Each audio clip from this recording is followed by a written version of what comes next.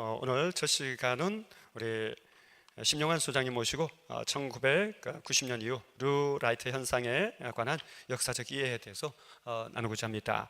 심영환 역사 앤 교육연구소 소장님으로 계시고요. 또 성공회대학교, 또 장례신학대학교 외래 교수로 또 섬겨주고 계십니다. 이 현상은 깊이 좀 이해할 필요가 있는 것 같습니다. 저도 지난 여름에 청년과 정치에 대해서 연구하느라고 한 20권 정도 책을 보고 1년 정도의 흐름들을 쭉 살펴보면서 반드시 이 부분을 깊이 목회자가 이해해야지 앞으로 한국 교회가 바른 방향을 잡아 나갈 수 있겠다라는 생각이 들었습니다. 우리 큰 박수로 첫 시간 심영환 우리 강사님 모시겠습니다. 반갑습니다. 안녕하세요. 심영환입니다. 네. 이게 간단한 문제는 아니고 굉장히 큰 문제인 것 같습니다. 그리고 이 이야기를 이제 한다라는 것이 이렇게 쉽게 끝날 문제는 아닌데요. 크게 이제 먼저 좀 잘라서 설명을 드린다면, 일단은 이 문제가 왜 이렇게까지 커졌느냐는 사실은 이제 지난 한국 현대사와 밀접한 관련이 있죠. 다른 나라는 어땠는지에 대해서는 저도 뭐 하나하나 따져보진 않아서 잘 모르겠는데, 하나 분명한 거는 한국의 민주화라는 과정은 공교롭게도 한국의 역사인식과 이렇게 딱 결합이 됐다라는 특징을 갖고 있습니다. 그게 가장 큰 현상이에요. 그러니까 오늘날 한국인들이 갖고 있는 가장 보편적인 인식들, 우리가 헌법에 이제 전문에 나오는 말이지만 일제강점기 때 독립운동사를 통해서 우리가 우리의 민족적 정체성을 지켰고, 해방 이후에는 민주화 운동사를 통해서 우리가 민주주의 국가를 만들었다라고 하는 양대 역사축이라는 것이 사실상 이제 그대로 드러났던 거죠. 그리고 이게 사실은 뭐라고 얘기할 수 있을까요? 그 과거 역사를 본다면 이승만 대통령은 오늘날 굉장히 논란이 되는 인물이긴 하지만 본인이 어찌됐건 독립운동가 출신의 임시정부 대통령이었기 때문에 이거에 전혀 문제 삼지 않았고 오히려 굉장히 그걸 강조했었죠. 박정희 대통령은 사실은 이제 그런 거 앞에서 자랑할 것이 없었지만 미화시키지도 않았죠. 미화는 시킬 수가 없었습니다. 왜냐하면 60, 70년대 때 소위 말하는 일제강점기를 다 경험했었던 사람들이 살고 있었던 시대에 박정희 대통령이 자기의 경력을 위조한다? 불가능한 얘기입니다.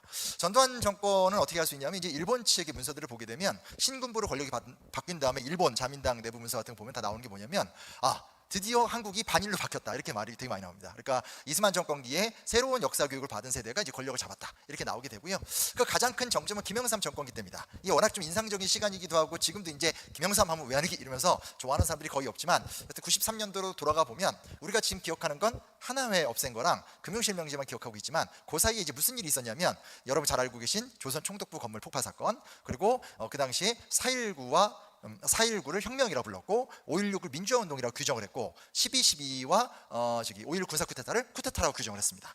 그리고 그 다음에 이제 그러니까 현직 대통령 최초로 김구 묘역을 방문했었고, 그리고 임시정부 중국에 있는 그 유해들을 이제 국내로 봉환하는 작업을 했습니다. 아마 이 이야기를 하면 얼마 전에 문재인 대통령이 그런 거 했던데 이렇게 아마 생각을 하실 거예요. 그러니까 무슨 얘기냐? 약간 미묘한 균열이지만 여튼간에 한 2000년대 초반, 그러니까 김대중 대통령 때까지는 사실은 민주화의 어떤 당위성, 그리고 그 민주화의 당위성을 뒷받침했었던 보편적 역사 의식 자체가 도전받지 않았습니다. 당연한 거였고, 그 부분에서는 김영삼 정권이든 김대중 정권이든 차이가 없습니다. 근데 여기서 이제 균열이 하나 생기죠. 노무현 정권의 등장이라는 게 굉장히 큰 사건이었고, 오늘 그 얘기를 다 할 수는 없지만 세대론적으로 본다면 저 같은 세대가 이제 저 X세대입니다. 그래서 너무 올드한 개념이지만 운동권 후배 세대들이죠. 그 X세대들이 이제 30대 이렇게 올라가면서 사회의 어떤 그런 주축의 한 자리를 차지하게 되면서 세대 충돌이 일어났다는 것도 역시 또 간과할 부분은 아닙니다. 근데 여튼 전반적으로 봤었을 때 운동권 세대와 X세대는 적어도 정치사회적 관점에선 비슷한 관점을 공유했고, 그게 이제 어떻게 보면 이제 노무현 정권 때부터 지금까지 이어져 오고 있는 한 흐름이라고 할 수 있겠고요.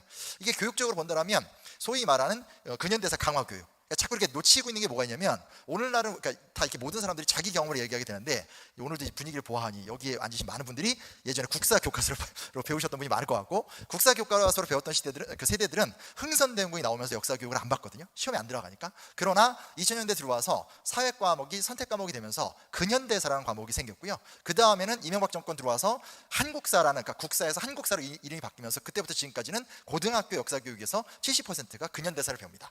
그러니까 이게 무슨 얘기냐면, 어찌됐건 이런 거죠. 80년대 때 민주화를 이끌었던 세대들의 어떤 역사적 확신이 제도화가 됐다고 보시면 좋을 것 같아요. 그리고 그 제도화에 대한 반발이 또 이제 뉴라이트 현상하고도 이어진다고 보시면 좋을 것 같습니다. 그래서 이게 되게 중축적으로 나타나는 특징이 뭐냐? 그 시대의 정신이라는 것도 있고, 지금의 어떤 학문적 결과를 사회적으로 받아들이는 통념 같은 것들도 좀 연결되어 있다는 걸 먼저 좀 기억을 해두시면 좋을 것 같다는 생각을 해보게 되고요.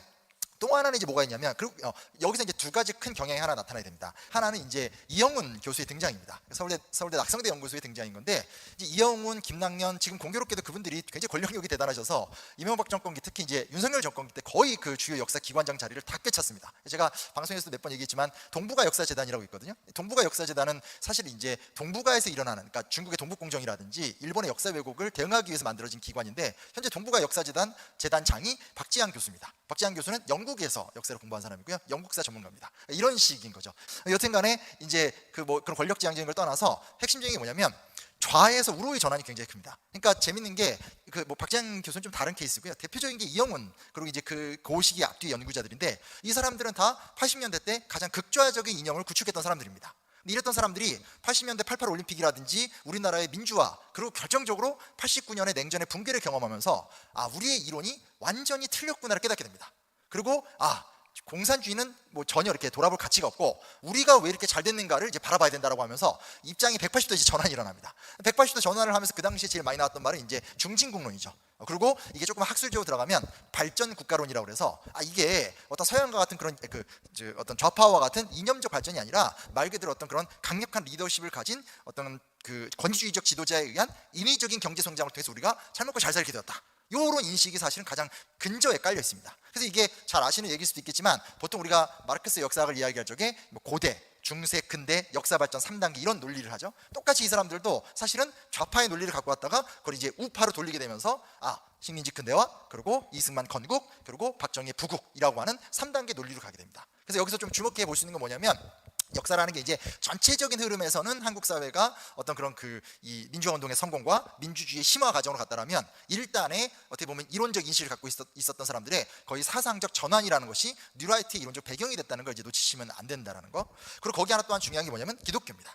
기독교 이따 또 목사님께서 얘기를 해주시겠고 여기 굉장히 부담스러워서 제가 이걸 막 얘기하기 좀 거시기하지만 여튼간에 중요한 사실은 뭐냐면 기독교의 이제 변화죠. 기독교 변화입니다. 제가 여기다 이렇게 써놨습니다. 김진홍 목사가 좀 대표적인 케이스라고 얘기할 수 있게 되는 건데 이건 아마 시대 변화를 못 따라갔기 때문에 나타난 현상 같습니다. 그러니까 어찌됐건 노무현이 등장하고 새로운 세대가 등장하고 그 새로운 세대가 갖고 있는 행동 방향의 의식에 대한 어떤 그런 부정적 인식 이런 것들이 김진홍 영등포 산업선교회 만드신 임명진 그리고 이제 서경덕 이런 사람들이 보면 시민운동이라든지 이런 걸 하면서 80년대까지 그래도 시대성은 어느 정도 따라가지만 민주화 이후에는 확실히 이제 반대의 모습들을 가게 됩니다. 김준호 목사님은 사실 저 결혼 때 줄에서 주신 목사님인데 제가 당일날 있었습니다. 그 악의 축 발언을 부시 대통령이 악의 축 발언을 한 그날 이제 그 예배당에서 김준호 목사님이 오늘은 내가 특별히 원고를 써갖고 왔다 해서 오늘 기가 막히게 부시를 때려놓으려고 하나 보다 했는데 그게 아니라 그때 이제 거기서 용미라는 단어를 쓰면서 이제 미국을 이용해야 된다 뭐 이러면서 이제 본격적으로 이제 우클릭하는 것을 이제 거기서 이제 목도를 할 수 있었고요. 여가 이제 이 어떤 학문적이고 사회적인 뉴라이트의 경향과 기독교의 뉴라이트 경향을 오늘 다 설명할 수는 없지만 중요한 건 이게 시기적으로 다 겹쳐지게 되면서 결국은 이제 사회적인 극우파의 탄생과 어떤 기독교의 어떤 그런 경향이 같이 좀 맞물려서 지금 가고 있다라는 거고 현재는 분석 여부와 상관없이 뭐 지금은 사실상 기독교가 이제 몸통이 되어 있는 상태가 있기 때문에 좀 굉장히 좀 곤혹스러운 상황이다라고 할 수가 있습니다. 그런 거 이제 가장 좀 기초적으로 드리고 싶은 말씀이고요. 그러다 보니까 이제 제가 여기다 몇 가지 써놨는데요. 아까 그게 제일 중요합니다. 좌파, 그러니까 소위 말하는 마르크스주의 사학의 3단계론을 거꾸로 데리고 왔다. 이게 이론적으로 뉴라이트의 가장 중요한 건데 그러다 보니까 이제 이 사람들이 하는 첫 번째 행동은 뭐냐? 이 사람들은 1차적으로 가장 큰 거 뭐냐? 정치지향적인 태도를 갖고 있습니다. 아마 80년대를 살았던 모든 그 세대의 특징일 것 같아요. 저도 어렸을 때 저희 아버지의 대화에 파라는 정치 얘기였거든요. 그러니까 뭐 아들의 어떤 고민과는 아무 상관없이 그냥 매일 정치 얘기를 하는 얘기인데 우리나라가 굉장히 뭐 지금도 그렇지만 그 당시 정치 과잉적인 성격이 강하다 보니까 결국은 뉴라이트가 기존의 어떤 한국의 역사인식이 잘못됐으면 학문적으로 잘못됐다라고 공격하거나 비판하면서 상황을 바꾸면 되는 건데 그게 아니라 이제 결국은 어떤 그 권력을 다시 잡고 싶어하고 김대중 노무현 정권이라는 시대 변화 앞에서 위기의식을 느꼈었던 이 소위 말하는 한국의 보수 세력까지 결탁을 하게 되면서 이론을 정당에게 주고 다시 정권이 그 이론을 받아서 자신의 정체성을 강화시키면서 하나의 역사인식이라는 것이 고정된 건 없잖아요. 고정된 게 없는데 역사인식 두 개가 마치 이렇게 충돌하는 형태로 지금 흐름이 오고 있다는 거 보시면 됩니다. 그래서 이양 얘기가 나왔으니까 간단히 말씀드리면 가만히 보면 재밌습니다. 누누이 제가 강조하고 말씀드리는 거지만 1980년대나 90년대 초반까지 한국 사회에선 박정희 담론이 없었습니다. 뭐 그때도 숨죽여서 자기들끼리 이렇게 박정희 대통령이 대단하다 이런 얘기를 할 수는 있을지 모르겠지만 전반적인 사회적 담론에서 박정희 담론을 찾아볼 수 없습니다. 뭐 이승만 담론, 이승만은 애초에 잊혀진 사람입니다. 제가 누누이 말씀을 드리는 거지만 박정희 대통령이 썼던 첫 번째 저작, 62년에 대선 후보 나오기 위해서 썼던 저작, 물론 본인이 쓴 건 아니지만 본인 이름으로 나온 명의의 우리 민족의 나갈 길이라는 책이 있는데 그 책을 보면 본인이 대선 출마하는 이유를 설명할 때 정확히 뭐라고 나오냐면 기본적인 전력 문제 하나 수급하지 못했었던 저 저열했던 이승만 정권과 그리고 그에 못지않았던 이공화국의 무능함을 극복하기 위해서 내가 나왔다 이렇게 설명을 합니다. 그러니까 오늘날 어떤 이승만과 박정희를 연결시켜서 하는 사고 자체는 이승만에게서도 박정희에게서도 전혀 찾아볼 수 없습니다. 오히려 박정희 같은 경우는 유신헌법 전문에 나오듯이 4.19 학생 의거를 5.16 군사혁명이 완성한다라고 하는 민주혁명에 대한 완성론적 접근으로서 사실은 79년까지 본인의 정권을 이끌어왔었고요. 70년대 마지막 나왔던 책이 아마 민족의 저력이라는 책일 겁니다. 본인 저서로. 그 민족의 저력을 보더라도 이승만에 대한 평가는 똑같습니다. 그래서 박정희 정권에서는 특히 박정희 대통령 본인은 어떤 경우에서도 이승만 정권과 연계성을 찾으려는 시도는 전혀 찾아볼 수가 없습니다. 그리고 그게 8, 90년대 때는 민주주의 시대니까 역시 또 이야기를 못하죠. 근데 이게 언론사적 기준으로 따지면 언제 처음 이제 등장을 하기 시작하냐면 93년에서 95년 사이입니다. 그러니까 93년에서 95년은 김영삼 정권이 등장을 해서 여러분이 기억하시는 각종 개혁 정치들이 막 추진이 될 때입니다. 아마 거기에 대해서 위기의식을 느꼈던 것 같아요. 그래서 이때 월간조선 편집장이었던 조갑지 씨를 중심으로 해서 드디어 처음부터 박정희 다시 보긴 아니고 이런 일도 있었다라는 식으로 드디어 월간조선을 중심으로 해서 박정희에 대한 보도가 막 나오기 시작을 합니다. 그리고 그 다음에 이제 이승만 이야기도 좀 별건처럼 재밌게 나오다가 제가 연도까지 지금 잘 기억이 안 나지만 90년대 한 중반 정도 되면 여러분 잘 알고 있는 이제 내 무덤에 침을 뱉어라, 국부 이승만의 나라 만들기 같은 연재가 시작이 되고 그게 정확하게 외환위기랑 딱 겹치게 되는 거죠. 외환위기랑 겹치게 되면서 사실은 외환위기를 일으켰던 정당은 보수정당이지만 김영삼을 날림으로써 그들이 결국 그 이후에 결국은 산업화의 한 상징이었던 이명박 대통령 그리고 그분의 따님이신 박근혜 대통령 이렇게 만들면서 박정희라는 이념으로 결국 이제 10년, 한 9년 정도의 권력을 차지했던 거고 그게 이제 잘 아시다시피 이제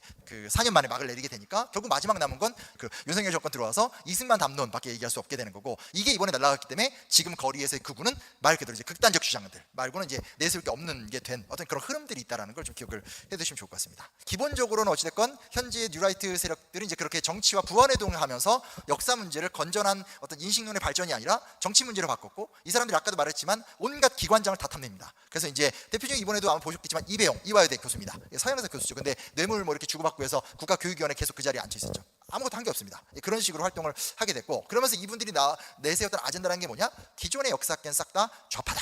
라는 이야기를 매도를 하게 된다라고 볼 수 있습니다. 뭐 아까 이제 간단하게 다시 한번 이제 말씀을 드리는 거지만 기본적으로 이제 현재 존재하는 한국의 교과서라는 것은 뭐 좌파다 우파다 이건 말이 안 되죠. 왜냐하면 교과서라는 건 언제나 학계의 주류적 인식을 바탕으로 해서 그러니까 가장 보수적인 세계관을 그대로 실어서 올리는 형태이기 때문에 교과서가 좌파라고 얘기하면 우리나라가 공산국가가 돼야 되는 게 정상이기 때문에 이건 애초에 논리적 비약이다라고 얘기를 할 수밖에 없게 된다라고 말씀 좀 드리고 싶고요. 그래서 이 정도가 이제 기본적인 흐름인 걸 하나 좀 잡아드리고 싶었고 그 다음에 조금 더 들어가면 정통성 논쟁이라는 게 있습니다. 제가 얼마 전에 백분 토론을 나갔는데 이제 저랑 동갑이신 한겨레 신문 이제 기륜형 기자가 제 앞에서 이제 19년 그리고 이제 48년 파 뭐 이런 얘기를 했었습니다. 뭐냐면 그때 이제 기륜형 기자 이런 얘기했습니다. 19년 파와 48년 파를 얘기합니다. 물론 이제 편의적으로 설명하신 거고 나중에 또 본인의 얘기 잘 다듬어서 얘기하셨는데 이제 지금 논의가 어떻게 가냐면 1919년에 건국이 됐다고 주장하는 사람이 있고 48년에 건국이 됐다고 주장하는 사람이 있다. 거의 이렇게 상식처럼 얘기합니다. 어처구니 없는 겁니다. 그러니까 마치 뭐 이게 유명한 얘기잖아요. 공자 제자가 맹자냐 맹자 제자가 공자냐고 얘기할 때 숫자가 많은 쪽이 이긴다. 이런 거랑 비슷한 건데 사실은 제가 간단하게 말씀드릴 수 있습니다. 우리나라 현재 모든 나라는 국경일을 보면 그 나라의 정체성을 알 수 있습니다. 그러니까 예를 들면 중국은 8월 15일이 전승기념일입니다. 15년간 31년 만주사변 때부터 15년간 싸워서 이긴 날이거든요. 그러니까 행사의 목표 자체가 다릅니다. 우리나라는 어떻게 돼 있죠? 3.1절, 광복절, 제헌절, 개천절 4개가 있습니다. 여기 뭐 한글날도 들어갈 수 있겠지만 3.1절은 우리 민족의 본격적인 민족으로서의 시작이 3.1운동이고 모든 독립운동의 시작점이 3.1운동이기 때문에 이걸 넣은 거고요. 그리고 광복절은 해방된 날이니까 된 거고 제헌절은 그 해방을 위해서 헌법을 만들었으니까 넣게 된 거고 개천절은 단군을 기리는 것이 아니라 우리나라 독립운동사에서 대종교가 중요한 역할을 했고 임시정부가 어천절이라고 해서 또 이제 그 단군을 기념하면서 단군 성조 이래 내려온 문화민족으로서의 우리 한민족이 있다라는 게 그 당시 민족주의적인 기본적인 원칙입니다. 이 4개가 들어가 있는 거거든요. 뭘 얘기하는 거냐면 1919년에 건국됐다고 주장한 역사학자는 한 명도 없습니다. 역사학자가 아니라 어떤 사람도 없습니다. 다만 조선 말기를 겪은 다음에 독립운동사의 단계적 과정을 거쳐서 왔다. 드디어 왔다. 근데 다만 뭐가 있냐면 이거죠. 그러면 독립운동사의 정통성 뭐냐? 그것도 사실은 87년 이전 헌법까지는 헌법 전문을 보시면 기미 독립 정신으로라고만 나옵니다. 왜냐? 3.1운동 이후에 독립운동이 너무나 다양하게 벌어졌거든요. 그리고 사실은 87년 민주화가 된 다음부터는 역사학계의 주류는 이승만이 굉장히 강조했었던 임시정부의 법통이 아니라, 그러니까 지금 우리가 임시정부의 법통하면 김구를 기억을 하지만 원래 임시정부의 법통성을 강조했던 건 이승만 본인입니다. 왜냐하면 본인이 임시정부 대통령이었으니까. 근데 그게 이제 민주화의 시대로 오면서 이승만이 탈각되고 김구의 임시정부 혹은 안창호의 임시정부로 바뀐 거거든요.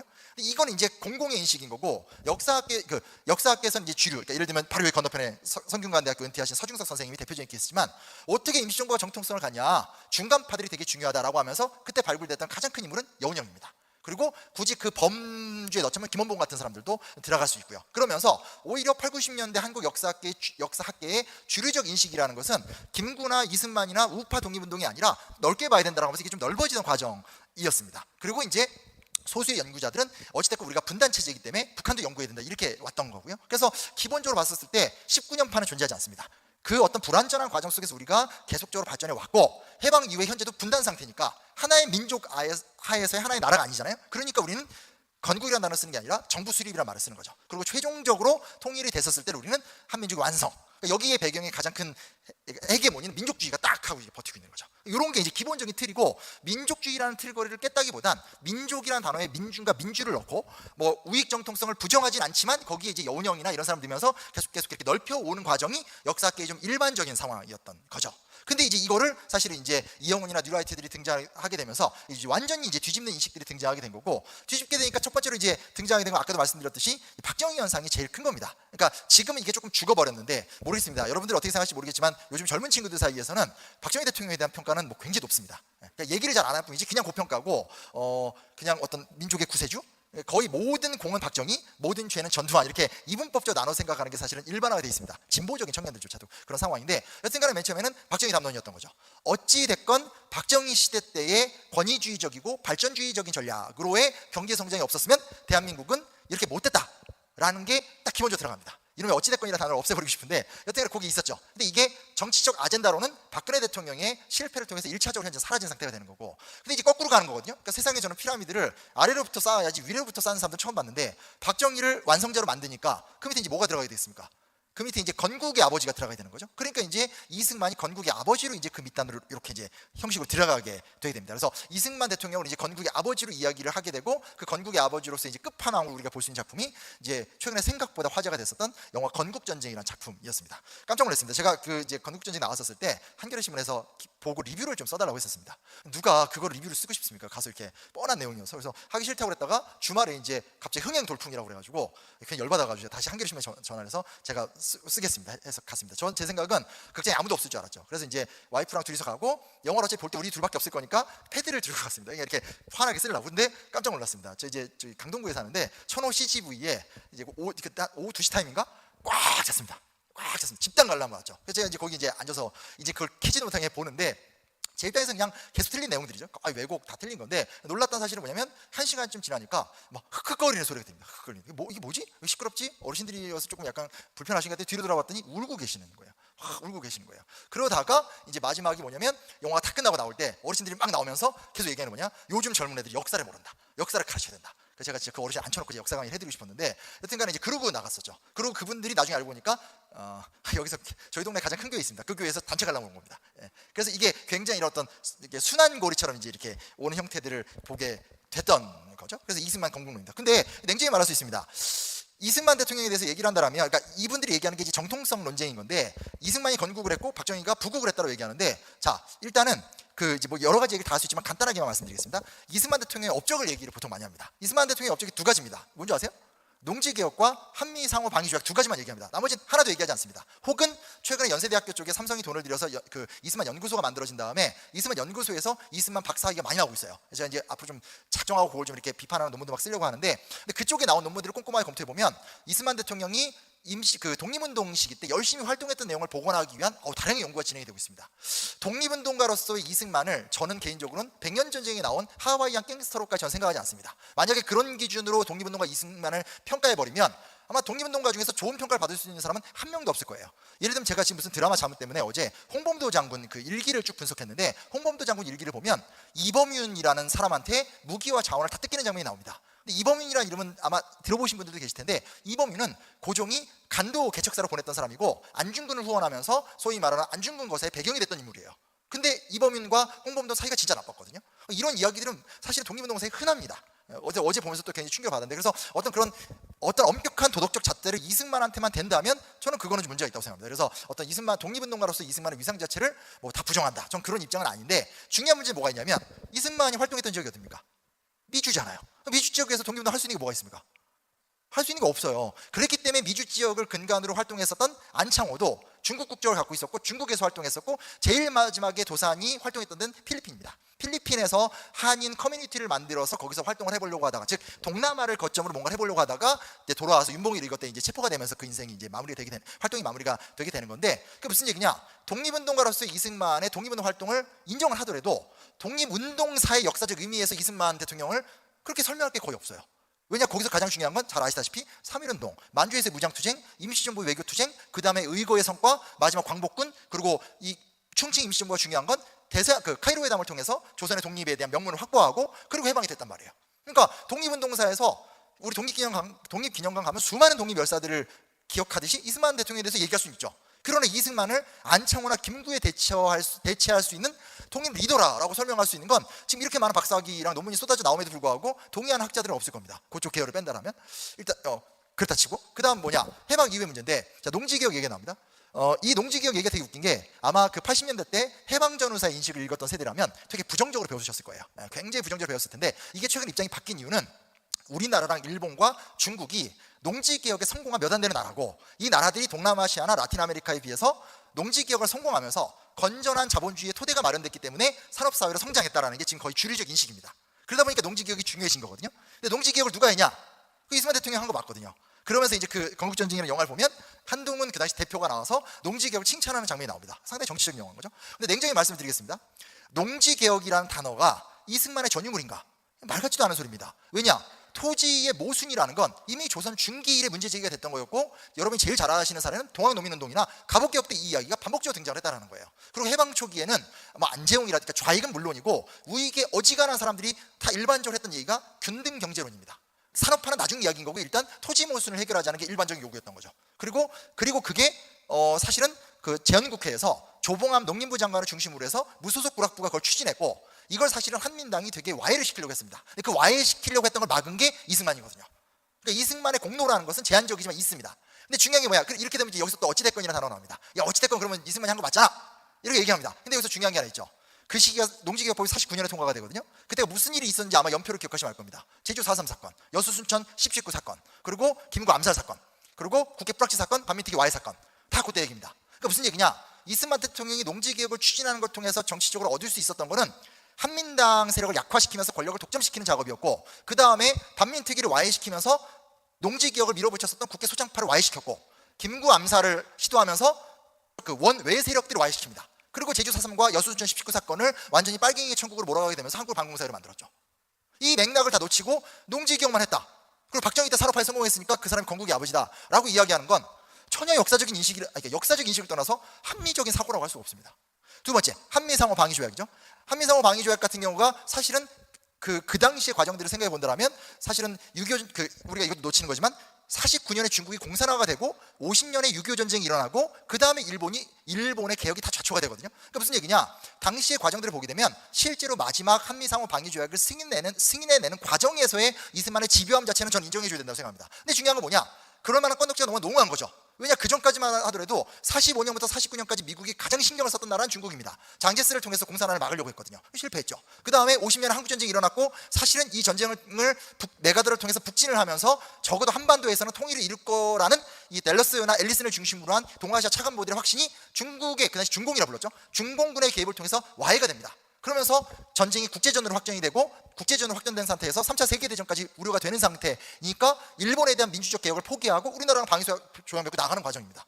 그러면 이거는 사실은 그것이 어떤 오늘날까지 미국을 우리나라에다가 앉혀놨다라는 것을 굉장히 긍정적으로 보는 사람들한테는 일견 업적이라고 할 수는 있겠지만, 이게 무슨 세종대왕이 한글을 만들거나 혹은 좋아요, 백보 양보해서 박정희 대통령이 산업화를 했던 업적과 비교할 업적이라고 생각이 되지 않습니다. 더군다나 중요한 건 이게 다 언제죠? 지금 말하는 업적이라는 게 49년, 53년입니다. 근데 이 사람 대통령 60년까지 했거든요. 그럼 그 이후에 전쟁이 끝난 다음에 7, 8년간 정권을 유지하는 동안 이승만 대통령의 업적이 뭐 있습니까?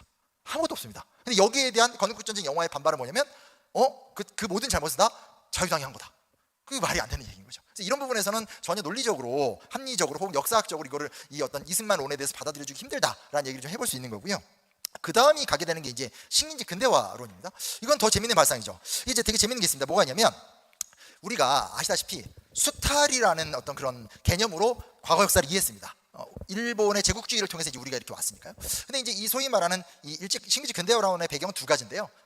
간단한 것부터 말씀드리게 되면 하나는 이거는 이제 굉장히 많이 비판을 받는 주장이지만 일제강점기 때 경제 성장이 있었다는 겁니다. 그리고 그 경제 성장의 그 어떤 기반이 해방 이후 우리나라의 경제 성장의 근간이 됐다는 주장입니다. 사실은 이런 주장이 나오게 된 건 이 사람들이 일반 역사학 쪽이 아니라 경제사학자들이거든요.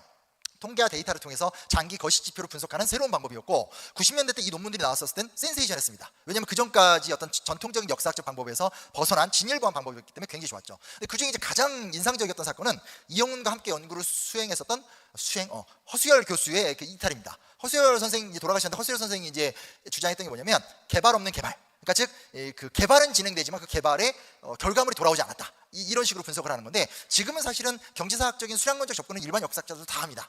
여기서 이제 두 가지 문제점은 뭐냐면 하나는 1960년대 이후의 경제 성장이 그러니까 즉 박정희 정권 이래의 경제 성장이 일제강점기랑 연관이 있냐? 아무 연관이 없어요. 생각해 보십시오. 일제강점기 때 만들어진 산업시설 다 어디다 지었습니까? 다 북한에 지었습니다.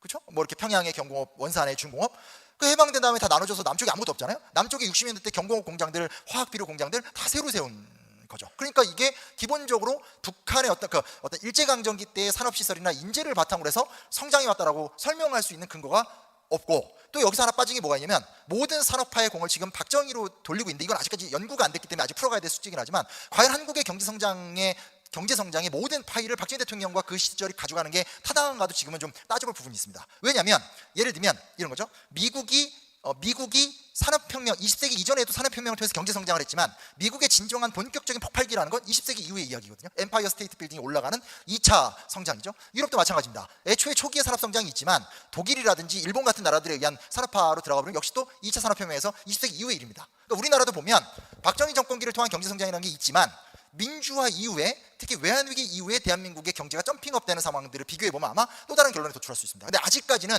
이런 거죠. 정치학자나 사회학자는 지금 눈앞에 이슈 빼고 지나간 걸 안 다루고 역사학자들은 최근 일을 다루지 않으면서 2000년대 이후의 한국의 경제성장에 대한 면밀한 분석 같은 것들이 거의 이루어지지 않고 있고 또 박정희 대통령기의 경제성장 과정은 완전 옹호파와 완전 반대파로 나뉘어져 있기 때문에 이게 굉장히 경제의 담론에 대한 좀 제대로 된 설명이 안 됩니다. 근데 여튼간에 중요한 사실은 박정희 90년대 이후의 한국의 경제성장이라는 것이 일제강점기랑 물적 연관성 있냐에 대해서 이거 동의하는 학자 거의 없습니다. 이게 말이 안 됩니다. 김남년 선생 지금 한국학중앙연구원 원장하시고 있는 그분이 계속 얘기하는 게 보면 그래프가 이제 막 한 1, 2%씩 올라갑니다. 근데 중요한 게 뭐냐면 자연성장 올라가다가 이게 60년대 되면 이렇게 올라가고 2000년대 되면 이렇게 올라가 버리거든요. 그래서 도대체 이게 연관이 없는 거죠. 수량 지표로 보더라도. 그래서 그런 비판을 받고 있다는 게 중요한 건데 더 중요한 게 있습니다. 조금 더 깊게 들어가면 이런 게 있습니다.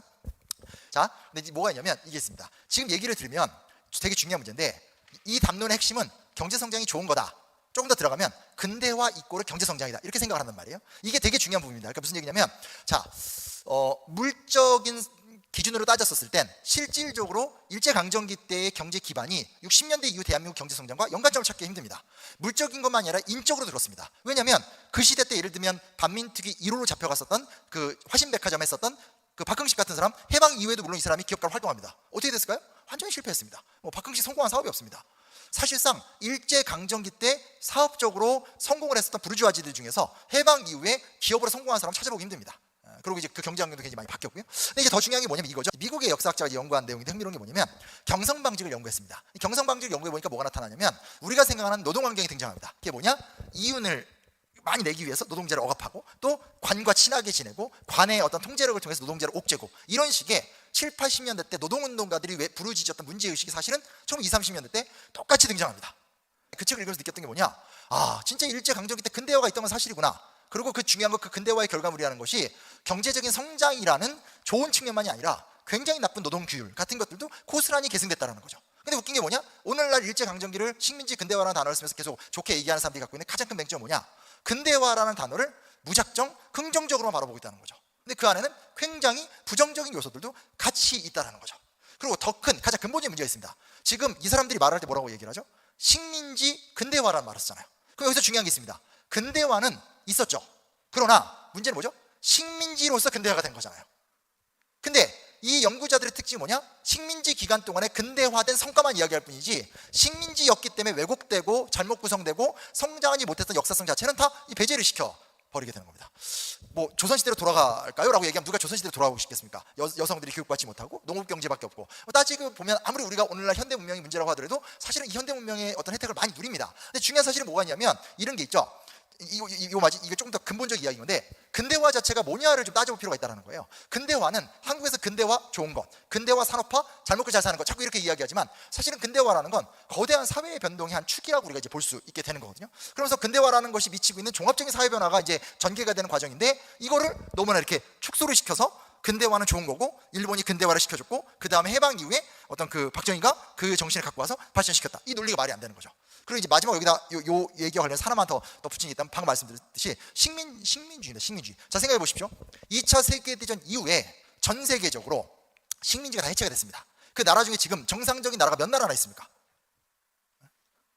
근데 그 나라들이 정상적이지 못한 이유가 원래 그 민족들이 저열했기 때문일까요? 아니면 이것이 제국주의의 후유증 때문일까요? 당연히 후자겠죠. 제국주의가 만든 유산이라는 것이 그 사회를 파괴시키고 망가뜨린 측면들을 우리가 놓쳐서는 안 되겠죠. 근데 우리 자꾸 이 어떤 마치 제국주의가 없었으면 근대화가 없었다. 근데 냉정히 따져볼 수 있습니다. 일본이 우리나라 식민지 지배 안 했다. 우리나라 어떻게 됐을까요? 그럼 여전히 조선왕조일까요?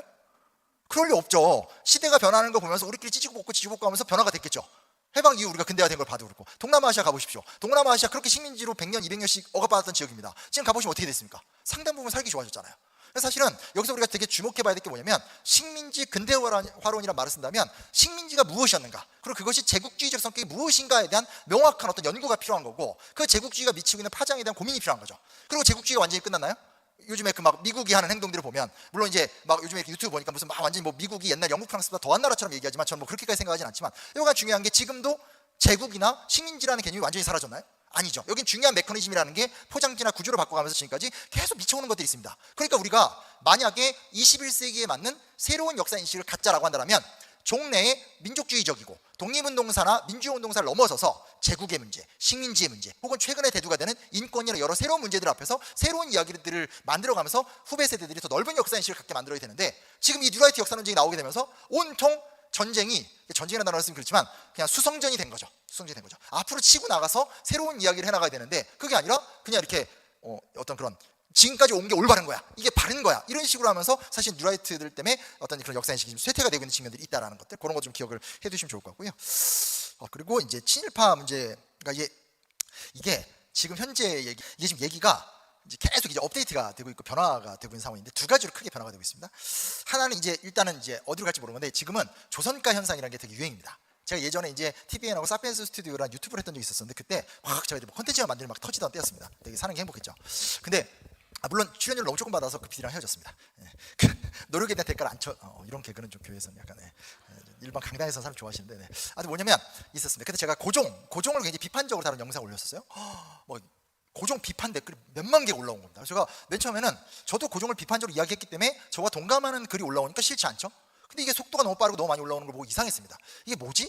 그때부터 조금씩 상황을 분석해 보니까 이겁니다. 그때는 이제 단기적으로는 미스터 선샤인이라는 작품이 화제가 됐는데 그 작품에서 너무 고종이 멋있게 나온 게 역사 왜곡이다라고 하면서 단기적인 반발이 있었고 또 하나는 명성황후 뮤지컬을 보시면 알 겁니다. 명성황후가 굉장히 훌륭한 여성으로 나오는데 역사적 사실과 안 맞는다라고 하면서 촉발점은 그냥 고종과 명성황후에 대한 팩트가 틀렸다는 얘기였습니다. 근데 이게 소위 말하는 뉴라이트적 역사 인식하고 결합이 되고 본인들이 이제 어떤 이론을 주장하는 건 주장하는 거고 지금 이제 그랬던 이론이 유튜브를 통해서 마구잡이로 막 퍼져나갑니다. 지금 실질적으로 냉정하게 따졌었을 때 순수 역사학계에서 뉴라이트의 역사적인 성과를 내시고 있는 분이 이제 저번에 국사편찬위원장을 하셨던 유영익 교수거든요. 이제 대중 사이에선 뭐 막 이승만을 아우스티누스 예수의 비유였다 이렇게 얘기하지만 그 논문들 읽어보면 유영익 교수조차도 굉장히 이승만에 대해서 비판적입니다. 왜냐면 이제 학자적 연구를 하기 때문에. 근데 지금 이제 이게 막 흘러내려가면서 대중 사이로 막 퍼져나가면서 아무거나 막 뒤섞이면서 자기들만의 마음껏 해석이 진행이 되는데 그러면서 일어나는 가장 큰 현상이 뭐냐? 시작점은 고종과 명성황후를 욕하는 거였고요. 최근에는 이제 아예 싹 다 조선의 모든 걸 다 욕하는 단계로 들어갑니다. 그중에 가장 유명한 게 조선 노비 70%. 그러니까 조선은 노비가 70%였던 최악의 저열한 나라였다. 그 무슨 근거로 전 얘기하는지 모르겠어요. 그 무슨 70%가 어디 나오는 근거? 도대체 뭔지도 모르겠습니다. 되게 또 황당한 거죠. 그러니까 뭐 만약 뭐 그런 식으로 하면서 조선 시대를 전체를 다 비판을 하고 비판하다가 근데 이런 게 있잖아요. 일제 강점기랑 독재자를 옹호하다 보니까 조선을 비판했어. 이러면 아무리 그래도 한국 사람이니까 민족적 정체성이 흔들릴 수밖에 없잖아요. 내가 아무리 이래봤자 일본인이 될 수는 없잖아요. 그러니까 그때 바람과 같이 등장한 드라마가 뭐냐? 고려 거란 전쟁입니다. 고려 거란 전쟁에 대해서 엄청 열광을 했죠. 그래서 고려는 굉장히 위대한 나라고 조선은 굉장히 저열한 나라다. 제가 이 말씀을 왜 드리냐면 이게 일종의 이론이 아니라 현장의 문제가 돼버린 거죠. 초창기 때 시작됐었던 소위 말하는 역사 논쟁이라는 건 연구자들 간의 싸움, 정치적 싸움이었다면 지금은 어떻게 보면 정치적 싸움은 끝났습니다. 물론 앞으로 또 무슨 일이 일어날지 모르겠지만 적어도 현재적으로는 한번 좀 일단락이 된 상태인데 문제는 뭐냐? 문화적으로 확 퍼져나가게 된 거죠. 그래서 이 어떤 그 소위 말하는 전통 문화, 우리 헌법에 써 있지 않습니까? 유구한 문화 전통을 가진 어떤 한민족인데 모든 전통 문화에 대한 어떤 모든 비판, 이게 굉장히 지금 일상화가 되어 있는 게 한 축이 있고요. 반대편에서 또 하나 무슨 축이냐면 이게 이제 아마 많이 느끼시겠지만 예전에는 대학을 들어가면 역사를 근현대사를 공부했죠.